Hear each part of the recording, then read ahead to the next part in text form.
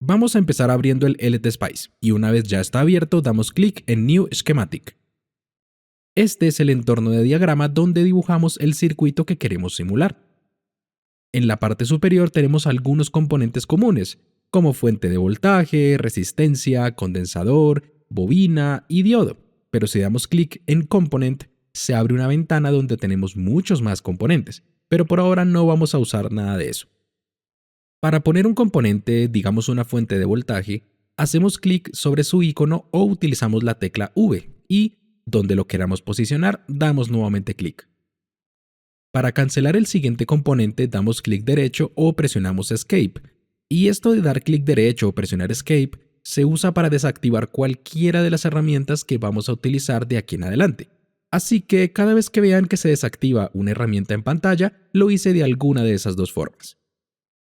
Haciendo un pequeño corte comercial, si queremos movernos a través del lienzo, lo hacemos manteniendo presionado el clic y desplazándonos con el mouse. Ahora, para posicionar un diodo podemos dar clic sobre el icono o presionar la tecla D. Con un componente seleccionado podemos cambiar su orientación presionando Control más R y también podemos invertirlo a espejo presionando Control más E. Una vez posicionado el diodo, vamos a posicionar una resistencia dando clic en su icono o presionando la tecla R. Y una vez tenemos los componentes más o menos ubicados, vamos a conectarlos.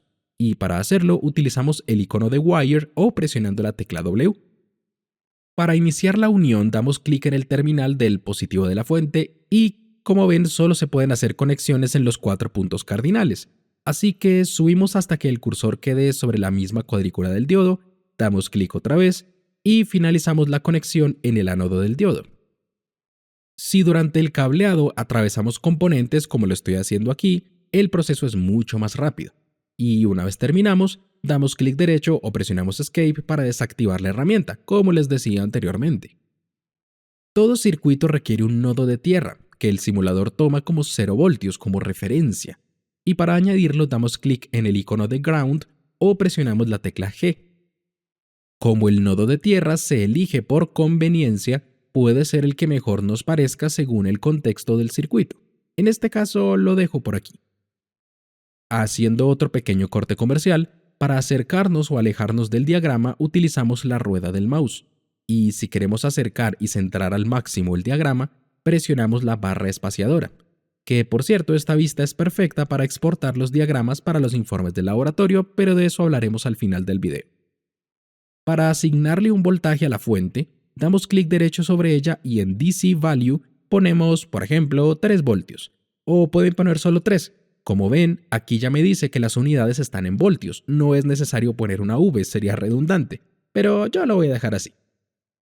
Dicho eso, para asignarle un modelo de simulación al diodo, damos clic derecho sobre él y luego elegimos la opción de Pick New Diode. En esta lista podemos ver todos los diodos precargados en la base de datos del programa, que podemos filtrar según varios parámetros, pero usualmente lo hacemos por número de parte. Al dar clic en Part Number, se ordena por orden alfabético y en las primeras opciones está el 1N4007, que es un diodo muy utilizado en la asignatura.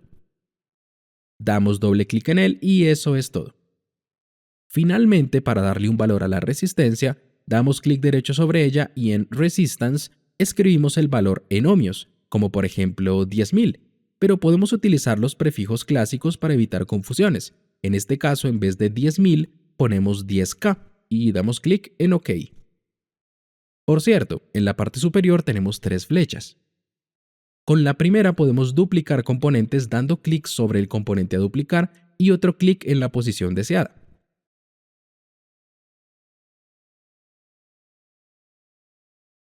Luego, con la segunda, podemos mover elementos, ya sean componentes o texto, haciendo clic sobre ellos, aunque si hay conexiones que llegan al componente a mover, se cortan y así se mantienen intactas. Pero si usamos la tercera flecha, también podemos mover como la anterior, solo que si hay conexiones de por medio, las conexiones se mantienen unidas al componente y se estiran, por así decirlo. Con la segunda o tercera flecha podemos mover los textos para dejarlos en una posición más visualmente adecuada, como pueden ser los textos de la fuente o de la resistencia. Ya estamos listos para simular, y para hacerlo presionamos el icono de Run, o presionamos Alt más R. Y la primera vez nos aparecerá una ventana donde debemos seleccionar el tipo de simulación con las pestañas superiores. Si quiero ver el comportamiento del circuito en el tiempo, selecciono la pestaña Transient y debemos configurar por cuánto tiempo deseamos simular en segundos dentro de la casilla Stop Time. Por ahora vamos a seleccionar, digamos, 10 milisegundos. Con poner 10M es suficiente y damos clic en OK. Al hacer esto, se abre la ventana de simulación en un costado y en el diagrama se crea una línea de texto, que nosotros llamaremos directiva SPICE, ya que lo que en su momento hizo LTSpice fue tomar la simulación SPICE que se basaba puramente en estas directivas SPICE, que pueden pensarlas como comandos, y le añadió una interfaz gráfica. Pero LTSpice sigue funcionando con directivas SPICE y aparecerán por ahí de vez en cuando. En fin, si damos clic derecho sobre ella podemos modificar los parámetros de la simulación, pero por ahora no vamos a tocar nada aquí, más bien sigamos con la simulación. En la parte inferior de la ventana de simulación se ve el tiempo de simulación, de 0 a 10 milisegundos como programamos antes. Y para poder observar voltajes y corrientes, vamos a posicionar el cursor sobre diferentes partes del circuito. Primero podemos posarnos sobre un componente, como puede ser el diodo, y dar clic sobre él para conocer su corriente con el sentido de la flecha que aparece sobre él. En la ventana de simulación se ve una línea recta sobre aproximadamente 246 microamperios, la cual es de esta forma porque estamos simulando un circuito DC, se supone no cambia con respecto al tiempo. También podemos posarnos sobre un nodo para conocer su voltaje con respecto al nodo de tierra que elegimos anteriormente, como puede ser el del terminal positivo de la fuente de voltaje.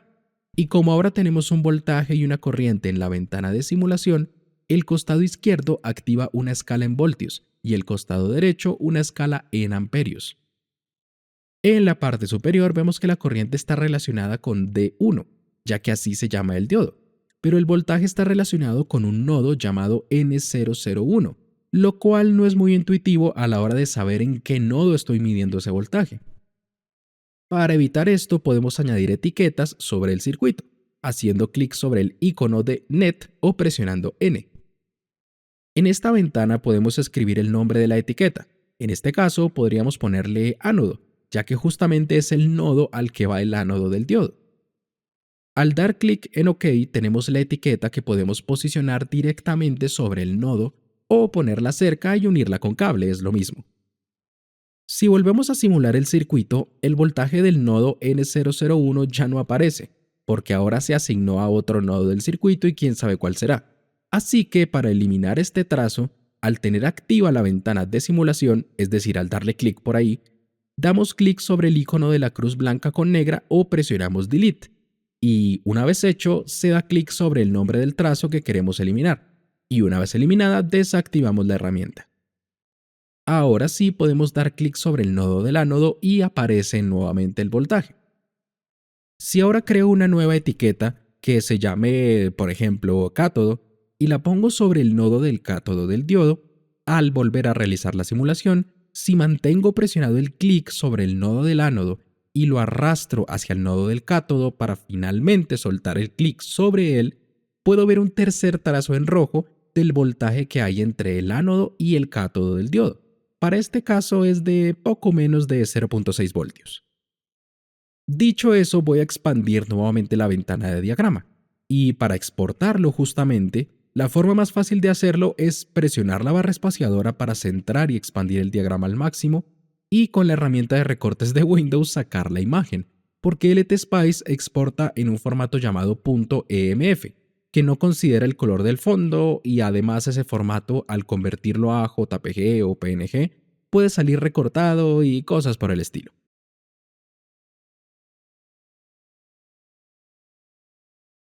Si ahora me paso a la ventana de simulación, de forma similar lo haría con las gráficas de simulación. No es lo más cómodo del mundo, pero es lo que hay considerando la fecha de creación de LTSpice y la manera en la que opera. Con esto terminamos las bases de muchas herramientas básicas del programa, aunque aún queda mucho más por explorar, pero eso será tema para próximos videos.